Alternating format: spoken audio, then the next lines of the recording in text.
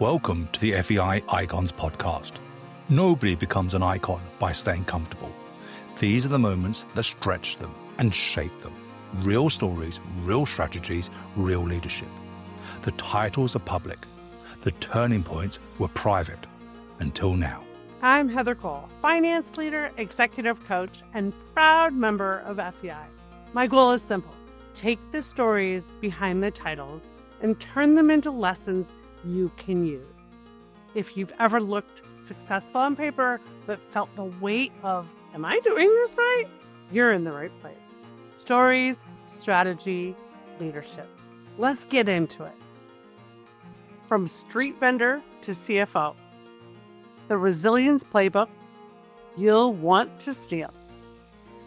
Most people think CFO careers are built in boardrooms and spreadsheets. Judy Wright's was also built on a bus carrying inventory to a street market where people literally looked down on her. In today's episode, you'll hear how Judy went from testing her own resilience as a street vendor in China to becoming the CFO at a global IT consulting firm and now the incoming president of the FEI Twin Cities chapter. We'll unpack what being an FEI icon really means, why your network has a real dollar sign attached to it, and the leadership skills Judy believes finance professionals can't afford to ignore: emotional intelligence. Because if finance loses its cool, everyone does. Judy, welcome to the FEI Icons podcast. Please introduce yourself. Welcome to the FEI podcast, where we interview the icons of FEI, and I'm super excited to be here today with Judy Wright. Welcome, Judy. Go ahead and please introduce yourself. Thank you, Heather. And I am Judy Wright. I am a CFO at BTM Global. It's an IT consulting company. And I am also board member for FEI Twin Cities as well as FEI National. New news, I will be FEI Twin Cities upcoming president in 2026. I'm super excited, and I love, working with FEI and just the missions, the works we do with the finance executives just connect with my heart. Yes. Well, excellent. Congratulations. That's a big honor. Your chapter in Twin Cities is pretty well respected around the FEI circle. So congratulations on that. Thank you. So Judy, we like to kind of, we're here to interview the icons. And as some people may not know what the icons represent, to me, they represent people that have stepped up beyond just their regular job and really kind of contributed. And I just think being a great role model, maybe you can share with me what it means to you to be an icon. Yeah, I like to think I'm doing the right thing, right? I don't really view myself as an icon personally, and I think there's so many of finance executives that are well qualified just as much as I got. Make it intentional for what I do is I like to pay it forward. I like to mentor others. I like to see what my skills, my experience can contribute beyond my job, my daytime job, or serve in, where I can additionally contribute to the communities, to mentor younger generations, or to help, female executive to get in the room. We all have the same thing. How to rally, people like us to work together. What are the most challenging work, and what we can share our thoughts. And I think those are the things I make it intentional. It's not just doing the day 9 to 5 jobs. You come in and get it done. We all know where our job is busy. We can get it done. Yeah, but beyond that, where can I contribute, right? Not make it as meaningful. I was always say years look back, I don't have anything to regret, and I made some impact to some people and changes some lives. And in my capacity, I can help.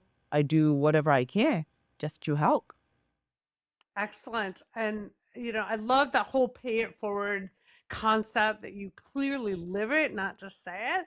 Maybe you can share with us what's one moment in your career that changed everything, that helped navigate you to where you are today?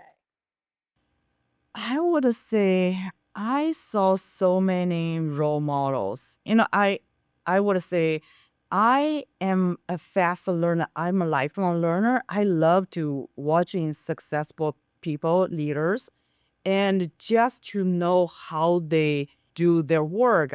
And I trying to learn from the examples. And what I also know was like what they do impact community. Those moments touches my heart. You know, I think we have to do the things like make we feel as meaningful, purposeful in life.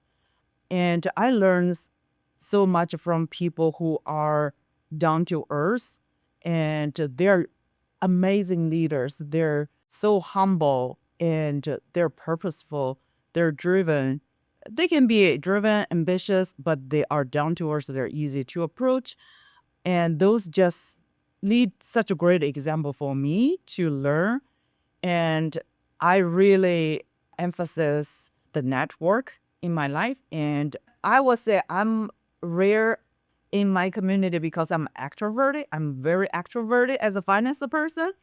And most of us are like to do the work, stay in a circle. I actually like to go out meeting people, even beyond finance people, just get to know them. Different generation. I can talk to the people like older than me, younger than me, and you learn just so much by get to know them. Yeah. Yeah. Is there one person maybe that's had a really big impact in your life, in your career, or maybe in your leadership style? This is a really hard question. And I would say there are so many people in my life. I will say first person impact me is absolutely my mom. And she demonstrated the resilience. She has background from military and she absolutely demonstrated the resilience and hard worker. So me and my sister watches her and my dad and how hard they work and showing us family values and also integrity or work ethic. Those are like in my early age and how paves me and started me to start my professional journey. That's the huge impact to get me started. And over the next 2 decades, and I just keep watching. And I love to watch, successful person, people, leader, their journey. And I made it intentional to connect with those people. And I was in not just one person, it's many person in my life, just connect dots. And I love to find mentors. Like I helping other people, I need somebody to help me. To understand I need somebody to help, I think that's a switch, right? It's not like, okay, yes, I'm a leader. I don't need people to help me. I do, because I have blind spot and they're great leaders. They've been there. They have great minds. They help me grow. They direct me. They guide me. Those are tremendous. I do have a couple of very successful, very intentional leaders. They are mentor me. I love that. So what I'm hearing you say, well, one, you're kind of a unicorn. You're an extrovert in an introverted world. I myself an introvert, and I have to like put on a fake mask to be an extrovert at events, like, and then I go home and I like am exhausted, right, from being extroverted for 2 days. But what I'm hearing you say is that you consciously reach out, that you're constantly Mhm. showing up. And I Mhm. think that's a really strong message for all future leaders, right? I love what you're saying about how you, once you got to be the CFO, it's not like you know all the answers. You're still seeking Yes. more mentors, more people that can help guide you. Yes. I think that's probably one of your little secret superpowers of making you even a better leader, right? Maybe you could look back and share with us a challenge that may have shaped you the most. Like, was there anything that happened, or maybe you can share with what made you who you are today? I think, this actually always connect with me was like, I would say two things. One is during my early career, I actually quit my job and I wanted to try to live a life like the people who has no means, literally have very little means. So I grown up a middle class family. I don't have any challenges financially. And once I started to work, and somehow I don't know where that came from, I want to see what if I lost everything? I have nothing. How can I make a life out of it? And I quit my job. I said, okay, now I don't have a job. How can I make a living? So I negotiated with my dad. I'm going to do some negotiation skills. And I negotiated with my dad, borrow me some his inventory from factory, and I become a street vendor. So I will carry all the product with me. And actually, back in China, I would take all the inventory with me and get on the bus every day, go to the market to sell, and then take it back, carry on to the bus with everybody, and people look you down like you're trash. And I put up with that, and then go to market. You have to like negotiate with, the street vendor. Even in the market, you cannot get there just like a free. You have to like negotiate with that. So yeah, that was a moment, I persevere and I made it through. And I actually made it very successful, and I built up a network of I not only be able to sell the product in the market, but also developed a wholesale like a chain. I got the product from my dad, the leftovers. I borrowed that, I sold those clothes, and I repay my dad for that, and I kept the profit, and I continue to grow. That was a moment I said, okay, if I lose everything, I can be resilient. I can facing people look down on me without being beaten down, and I can make a difficult life out of something and still survive. And I would just question myself back then, see if I can survive on a situation like that. Wow. That was the first.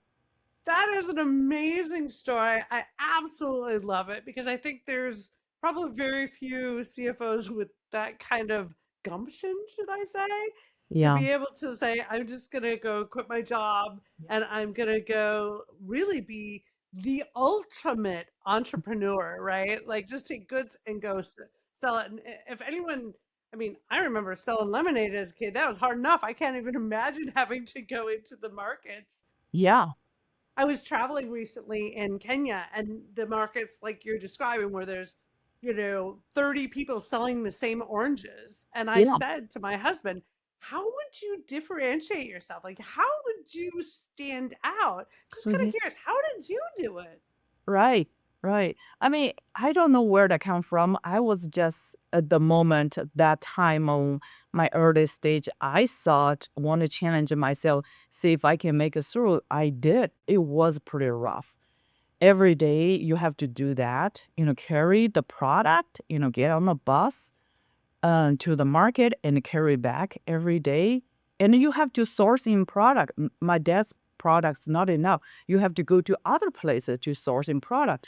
So it was very different experience, and that made me stronger. And I said, even like people look down on me and treat me like a trash, I said I will not be beaten down. I'm kind of curious, do you ever have it where like sales or revenue generation people in your firm are complaining about stuff and you're like, suck it up, buttercup? Or like, I would imagine, do they know that background that you have been the ultimate salesperson? No, I don't think, but I think naturally, I grew up a business family. I naturally have the BD mindset. I'm very in tune in that world. And I would say that happens even in my work, right? I have the real instinct where the opportunities, I have the instinct. I can pick that small little opportunity just that quick. I won't let it go. I think that's my gift from God. Wow, this is amazing. So, if you could redesign one part of the finance profession for our next generation leaders, what would you try and change, or what would you do? I mean, the course that we came up on, and the course that the younger generations are coming up with AI and technology, like, what would you change, or what would you wish for them? Well, I think this generation is very tough, so it's harder than us, We actually have all the textbook and go through this pretty standard process. This generation, they're facing incredible challenge because the technology get in the way. How can you, from where you study, and all of a sudden you have that gap, right? The technology can do all your entry level work. You can magically become a manager without the knowledge, So I think that is still a current challenge. We probably will spend a lot of time to help the next generation to figure out. And one thing definitely I think will be helpful is I have been involved quite a bit, is involved in the student, being a mentor for the students while they're in the college, providing some mentorship, providing some internship, right? To get them to start it. So they have opportunity to learn those basic things.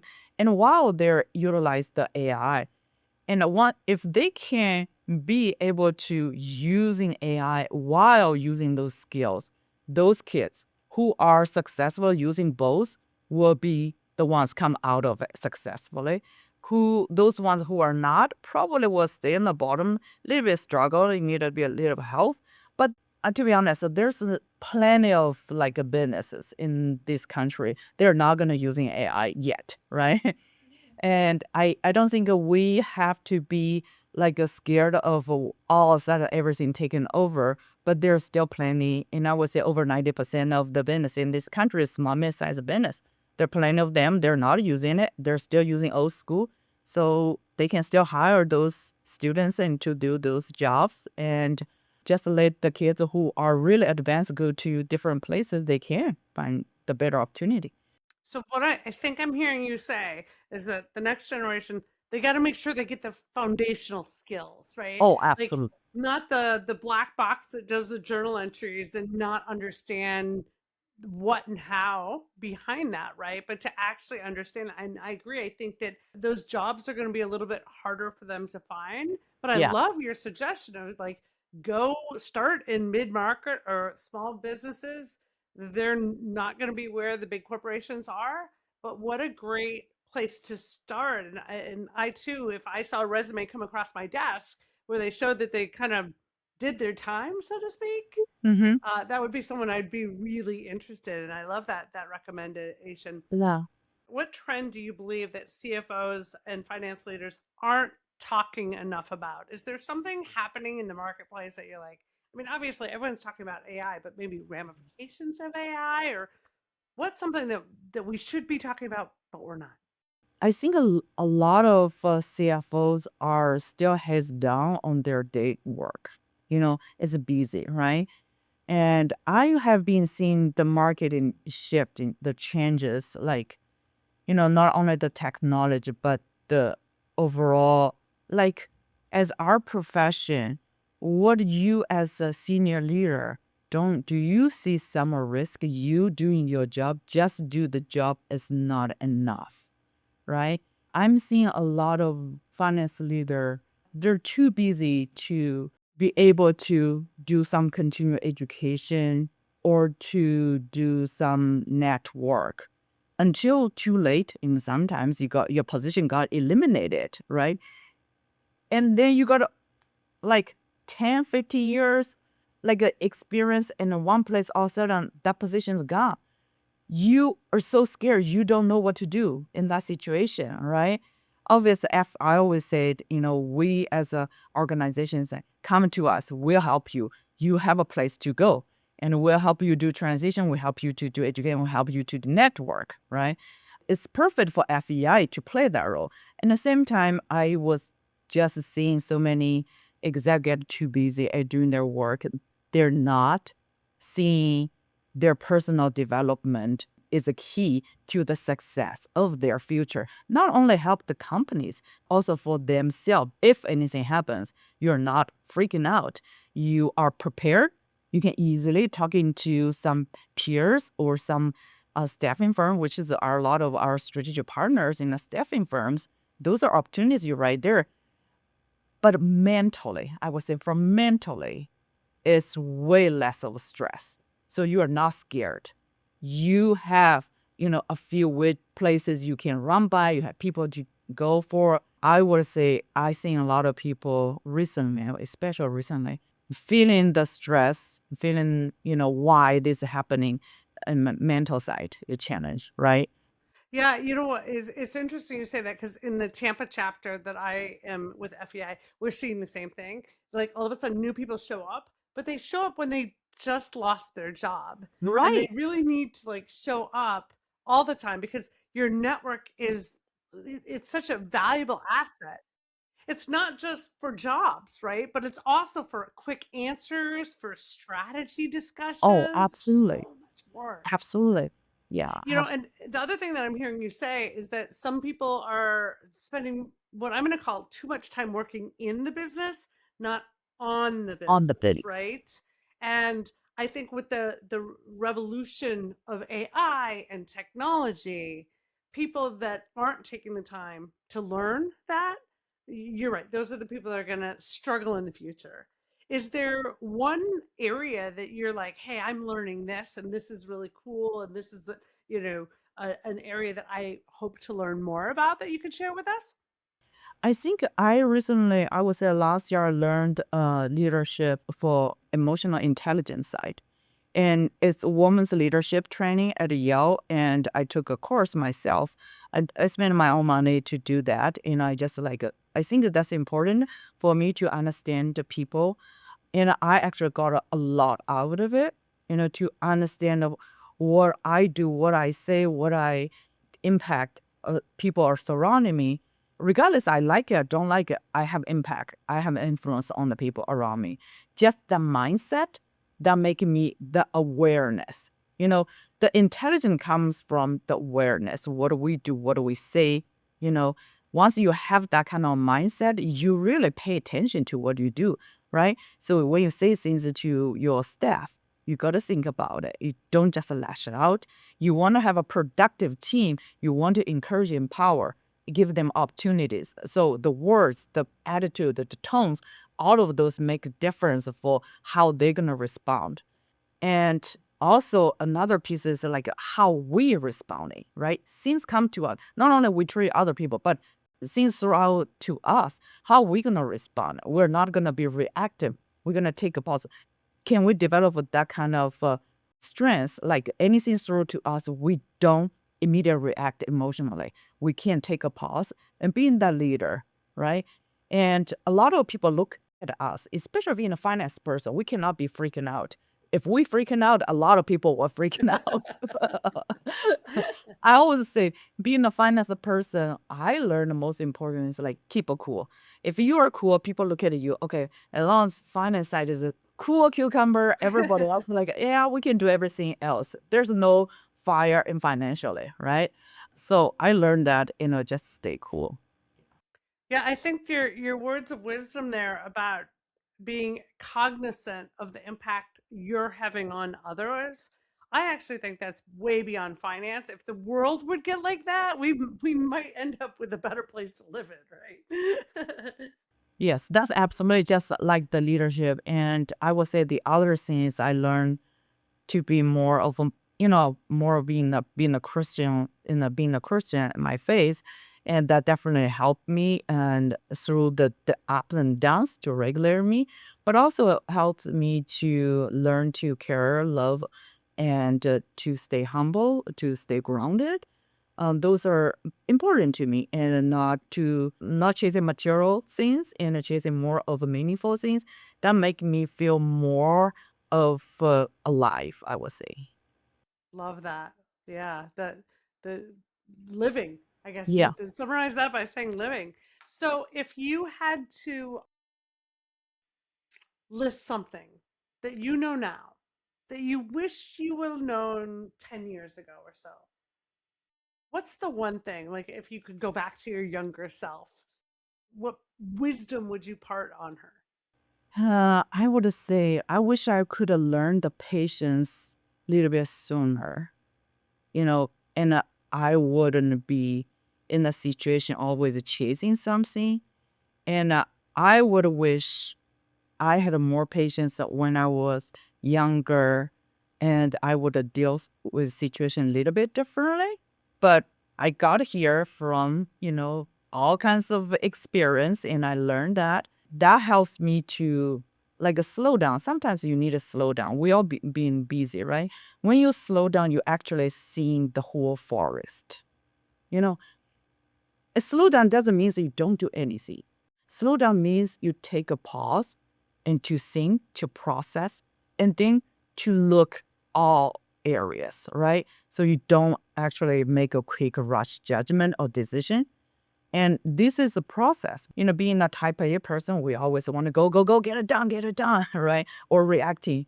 And being develop some of like pause, think, and reacting, those actually took me a while. It's actually a mental process. It wasn't come naturally. It took me a while to practice this process and actually develop, and I can actually doing it gradually. Not every time, but I can't, do a lot of times. So still making progress. Yeah. Is there one thing, because I, like you, find that as I got older, the more I stepped away, the better clarity and all Yes. perspectives I got. Like I literally had to physically move myself out. Is there something, like I go to the mountains and I go hiking to recharge? Is there something that you do to recharge or to step away to get that clarity? I think it is you have to finding a purpose in life. You have to looking in with yourself, right?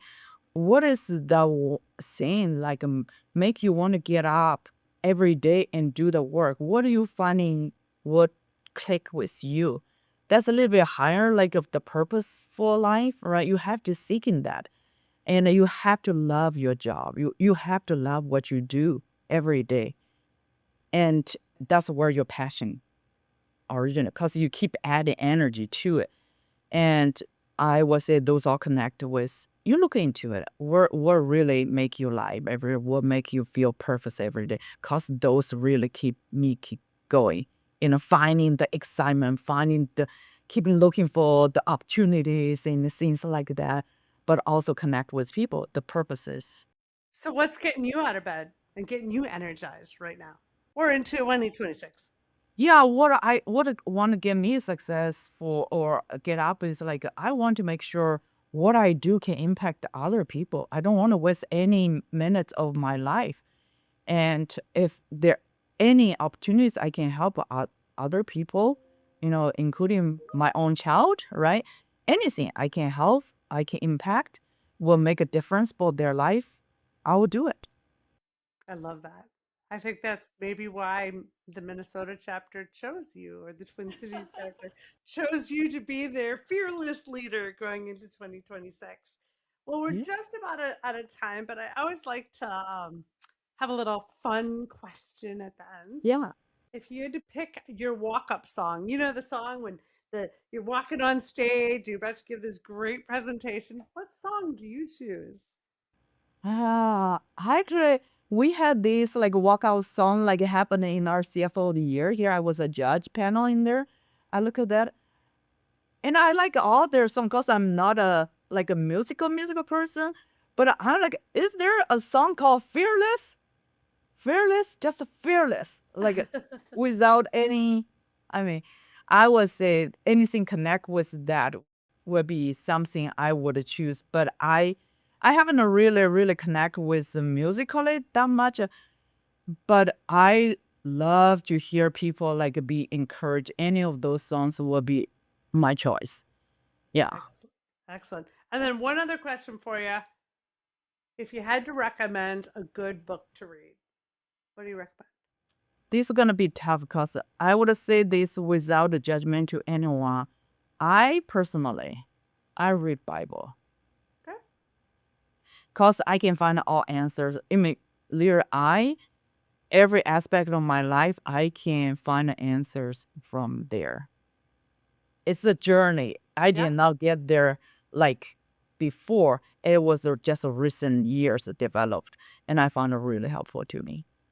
Excellent. Well, Judy, I so love talking with you. I wish you so much success in 2026. I know the Twin Cities chapter is very lucky to have you. And I guess if I had to summarize this conversation today, the kind of the nuggets that I took away with is that you are absolutely a person of service, of helping others, of having purpose in life. And I think you're a fabulous role model. So thank you. Thank you for being you, Jody. Thank you, Heather. Thank you for giving me this opportunity. And I hope, my, case or my experience can have some of little tips and tricks, for somebody to pick it up. And I would also say I come from in other country from bottom up, and this experience, I want other people to see it's possible. America is a place where your dream can come true. So it can happen. I agree totally. Thank you, Judy. Excellent. Thank you. And I look forward to seeing you soon. Thank you so much. Happy holidays. You too. Judy, thank you. This was so powerful. Listeners, here's some key takeaways. Your career and leadership legacy are built by investing in resilience, relationship, and emotional intelligence. So you can stay calm under the pressure, lift others up, and lead the change before it leads you. Now, one action from today, pick it and execute it. We'll look forward to seeing you next time. For now, I'm Heather Cole. Thanks for listening, and see you on our next episode. Your career doesn't grow in isolation. It grows in rooms, relationships, and real conversations. So here's your next move. Expand your network through the FEI network, because the right connections increase your net worth and your impact. Plug into the programs, the people, and the community, and keep showing up until opportunity recognizes your name.